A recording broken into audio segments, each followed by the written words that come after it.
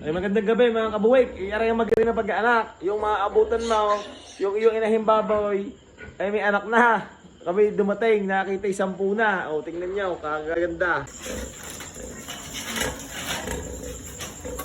Eh sabi ko nga ho, napakagaling ho ng garning inahin. Eh unang-una ay nakita mo na lang na may mga buwik na. Eh hindi ka na nahirapan, hindi ka na na-stress sa pagdudukaut, hindi ka na na-stress na kailangan turukan, hindi ka na na-inape, at hindi ka na rin napuyat. Nakita mo lang ay nagdididihan na ang mga buwik. Oh, di kayo ayos na ayos pag garning inahin. Aray, 3 pag-aanak ng inahin aray. Eh ayos pa naman nalabas, hanggang ngayon ay nakakasampo. Ang inainhaw, hanggat naglalanday, hanggat nag-aanak, hanggat nagpapababa, hanggat naglalabas ng magagandang mga buway, ay ayos pa ho yan. Huwag nyo ho munang aalsin o huwag nyo munang i-dispose. Ay rin nga ho, pagkakita namin, ay agad-agad namin pinatulan ng ngipin para hindi ho masaktan ng inahin. Masakit ho kasi sa pagdidiyan, kaya ho tinatanggalan talaga ng ngipin. Ikaw, si Marites Kau, hindi yan ang dide.